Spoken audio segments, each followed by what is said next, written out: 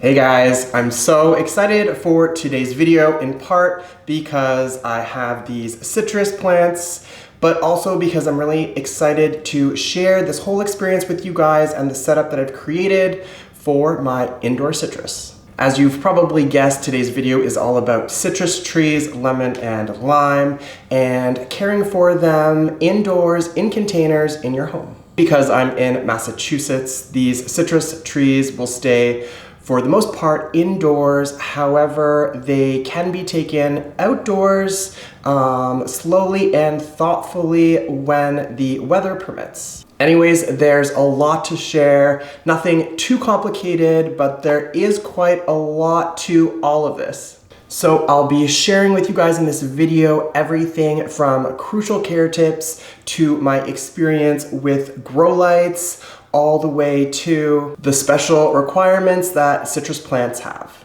Regardless, buckle in, this is gonna be a fun one. Thanks for checking out this video. I'm Tyler. If you like what you are seeing or you find this video to be helpful, don't forget to give it a thumbs up, or better yet, you can subscribe to my channel. Yes, it is possible, although there is a lot of information, you do need to know you too can grow citrus trees in your home. I'm going to be covering all of the essentials from home setup to crucial care to the details you need to know when it comes to transitioning your citrus plants from indoors to outdoors and vice versa. But first things first, when you are at the nursery picking out your citrus plants, one pro tip is to take a look and see if there are thorns on the plants. If there are multiple varieties, I would suggest that you pick up some of the plants with thorns because those are said to bear tastier fruit. Okay, so I've chosen here a lemon and a lime tree. The lemon is the Eureka variety and the lime is a key lime, a thorny key lime. You are definitely not going to want to leave these in their original nursery pots for very long. Now, as you can see, I've chosen to go with terracotta pots with large drainage holes, and I have these little saucers to stop any water from getting all over the place. When you are repotting your citrus trees, this is actually a really critical step, and there are a few things that you are going to need to keep in mind. If you've purchased some grafted citrus trees, the first thing is when you're replanting them or repotting them in your new pots, the grafted portion, that's where the new plant's being fused to the old one, you need to make sure that that stays above the soil line. The second thing that's really important when you are repotting citrus is that you incorporate citrus-specific fertilizer into your soil mix once you are repotting them. I've chosen this Espoma citrus tone specific citrus fertilizer. You as well would need to pick up a citrus-specific fertilizer if you are going to grow citrus plants at home in containers.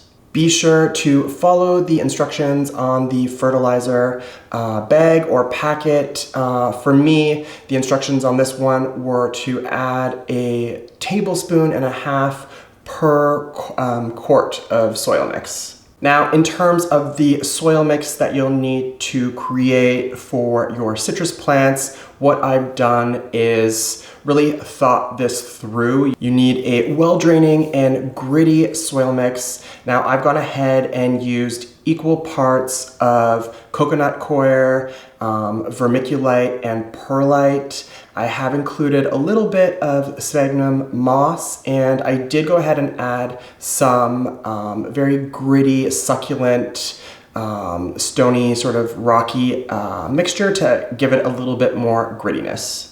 And then, of course, don't forget to add the citrus fertilizer and mix that all together, and then you're ready to repot them in their new home. So now that the plants are repotted and they've been fertilized, sort of that whole step has been taken care of, now we can move on to the home setup and what you will need to create that home setup. My setup is relatively simple. It includes a south-facing window and it includes a large grow light, and I've also included in my setup a 3-in-1 soil moisture, light, and soil pH tester that you can see right here. I've gone with a large aspect grow light, which is a pendant grow light, which is awesome because it's stylish and it's going to output enough light for these plants. I also really like this grow light because it includes an automatic timer so that you can set it for the light to turn on at a specific time and then shut off at a specific time as well. Be sure to read the instruction manual for your grow light because you want to make sure that you're getting the distance from the top of the plant to the grow light correct. Now, in my setup, I've used a little stool for the lime tree so that it's propped up and sort of equal height with the lemon tree. I would highly recommend a grow light if you're going to be planting citrus indoors, especially if you live somewhere like I do, where it's not always sunny and it can be gray and overcast. And when we get to the crucial care tips, when it comes to light, you'll see that citrus need a lot of light, so best to provide consistent lighting, which for me means a grow light. All in all, I think it's a pretty effective and simple home setup. The grow light was really easy to install and set that all up, so now I'm basically ready to care for these plants on a daily basis. Let me share with you crucial care tips for caring and maintaining healthy citrus trees indoors.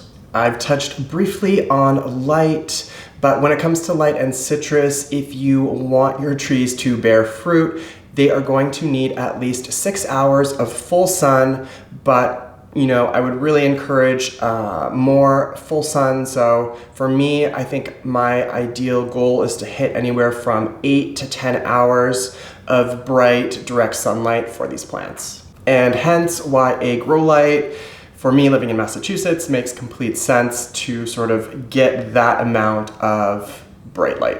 As for watering these citrus plants, that's why I'm using a meter, because these varieties do need semi-moist soil, and unlike most of our other houseplants where you can allow the topsoil to dry out before rewatering them, when you want to keep a sort of evenly a semi-moist soil, that's a lot harder to do by guesstimating. So by having the meter in there, it can read out the moisture level, and that makes things very simple and very straightforward. These citrus plants also did come with in some instructions on the label, and one thing that really stood out to me was that they are recommending that you fertilize these plants, both of the lemon and the lime, every 6 weeks for the first 3 years. So these are for non-mature plants. Obviously, when it comes to fertilizing mature citrus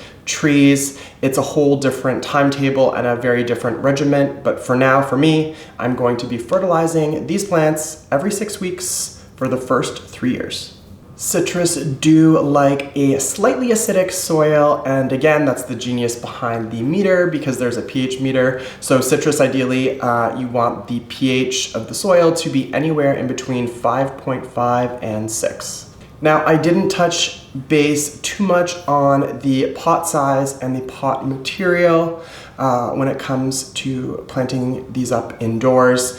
The great thing about terracotta and using that for these indoor plants is that any extra moisture or water will be absorbed by the pot, which is great to help keep and maintain that sort of semi-moist soil level. In terms of the pot size, a really good way to think about it is the pot needs to be not too much bigger than the original pot that it came in, and the reason behind this is the larger the pot you're using, the more soil mix you're using, and the more soil mix you've used, you are opening yourself up to the risk of all of that material being, in this case, moist, and that could lead potentially to root rot. So by keeping the new pot slightly bigger or the same size as the original pot that it came in, you are maintaining thereabout the same amount of soil, so the level of moisture won't be increased too greatly, and you should be able to avoid root rot this way.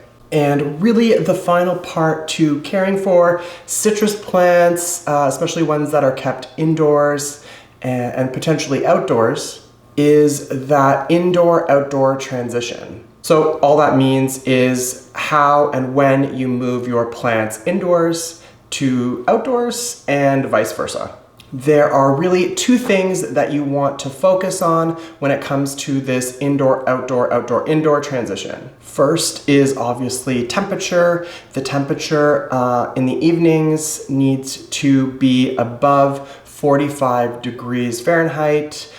Anything less than that could cause some leaves to start dropping from your citrus. The second really important detail that you're going to want to implement is having a transitional spot when moving your plant from indoors to outdoors, but also when you're going in the reverse direction too, from outdoors to indoors. And what this means is you have a spot that might be partially shaded or it's a little bit sheltered, and that way you're easing your plants to that full sun. So you're going to want to keep them in this transitional spot for about a week. This transitional spot is outdoors, and this is really important when you're moving the plants from inside to outside, because if you just move them right into that bright sunny spot, it will basically shock your plant. So a good way to think about it, it's kind of like sunscreen or sunglasses in a way. You want to get that plant out into a partially sheltered, partially shady spot to sort of ease it and get it ready to be moved out into full sun. Well, I hope you found this video useful. Miss you already. See you next Saturday.